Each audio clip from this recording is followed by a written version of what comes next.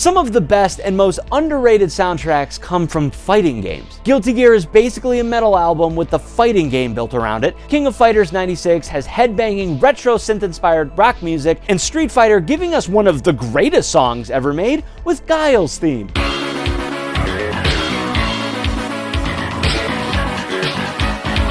Is that song in a museum somewhere? Like, we need to immortalize it. Like, shoot it into space. But I was never really into fighting games. I was almost good at Mortal Kombat 9 because, well, I was in high school and it was edgy. I couldn't for the life of me win around in Street Fighter 2 Turbo, and Injustice was fun, but more so because I'm a DC Comics fan. It wasn't until the end of 2022 when JoJo's All-Star Battle R came out that I actually tried to learn a fighting game. And weirdly enough, that's the thing that got me into JoJo's Bizarre Adventure, which ultimately laid the groundwork for me to talk about the musical influences of anime, manga, and Japanese video games, but that's a long story. But my new love for a fighting game brought me to a local game shop called Micro Games, where they host events for the local fighting game scene. Fast forward to 2024, and they were holding a launch party for Tekken 8. Tekken is a series that I always heard about but never got into because I was always intimidated by fighting games. And this is a move list for a single character in Tekken 7.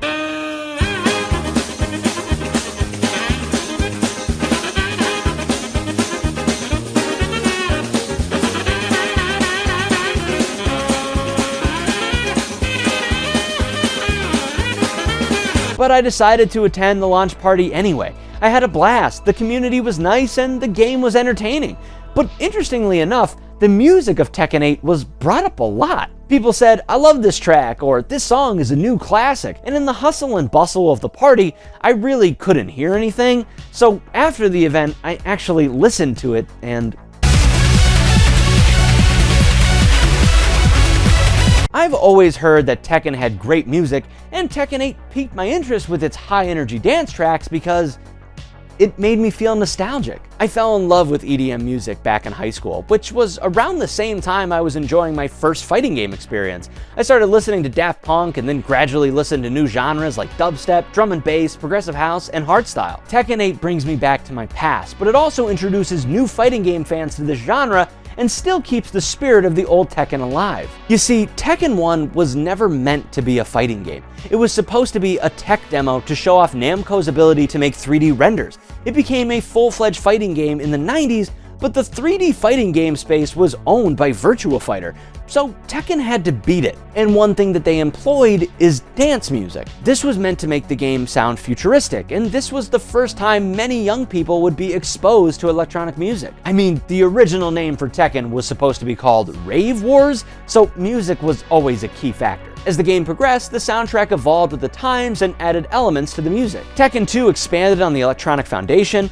Tekken 3 introduced a broader range of genres, including rock and ambient music, with character themes becoming more distinct. Tekken 4 featured a more experimental soundtrack with a mix of industrial, techno, and ambient elements aiming for a darker tone. Tekken 5 returned to a diverse range of genres combining rock, electronic, and orchestral elements, while also really upping the character themes and stage music. Tekken 6 introduced dynamic music transitions which evolved the soundtrack during the fights and utilized the rock and electronic music to amp up the action even more. Tekken 7 continued the music transitions and expanded on character-specific themes. These character and stage themes throughout the years all incorporate music from the location or fighter's nationality, much like in Fakuram's stage theme. He's from Thailand, so they use Thai instruments like the panai, and they combine that with mind-melting dubstep.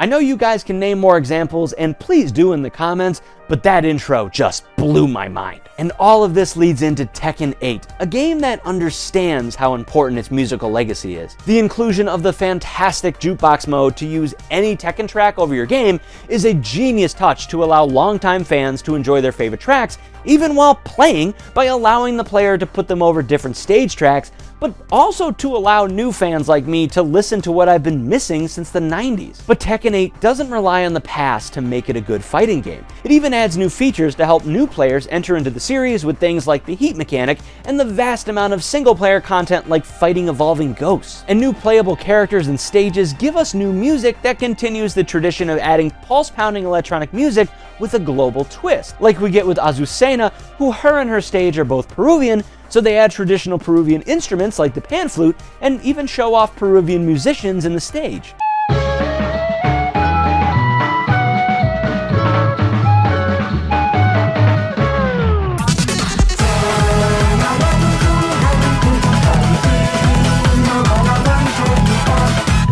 Reina's dojo theme captures her Japanese heritage by using powerful Japanese taiko drums as the electronic risers bring the beat in.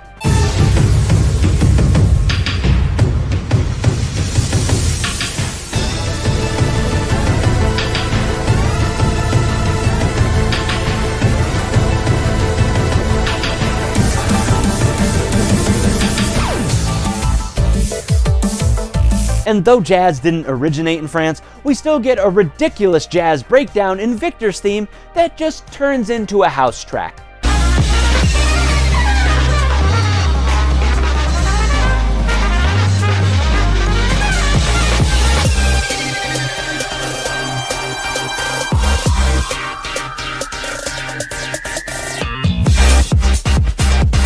These are not just important for making a character or a stage deeper, it also helps represent players from all over the world because Tekken has been and still is a global phenomenon. People from all different countries have left their mark on Tekken's competitive scene, like Arslan Ash from Pakistan, Nee from South Korea, Nobi from Japan, Daniel Mato from Italy, Rafe from Saudi Arabia, Book from Thailand, Joey Fury from America, AK from the Philippines, Super Akoma from France, and Tibetano from Spain, just to name a few. There is no way that I pronounced some of those names right. These guys represent their country's fighting game prowess and inspire players from all over the world by showing them that no matter where you come from, you too can be a champion. And adding music and characters that represent different countries strengthen this inspiration and attracts more and more players as years go by. Even myself in America gets a song with Neo City, which is just Times Square in New York, that rightfully combines EDM genres into a melting pot of dubstep growls, trance, and acid techno. The more I played, the more I listened, the more I wanted to dance, which says a lot because I'm just as bad at dancing as I am at playing Tekken. Tekken is famous for a lot of reasons. The music is a big one of those reasons, and rightfully so. It accomplishes its goals of amplifying its gameplay, creating a unique sonic brand, paying homage to its legacy, honoring its global roster and players, and just creating some good electronic music. This soundtrack piqued my interest and pushed me not just into a fighting game, but a new local community to play with and just hang out. And I really should get out of the house more. So Tekken 8 still brings the heat with every song from its soundtrack, and you can see that in my reaction to the entire soundtrack right here.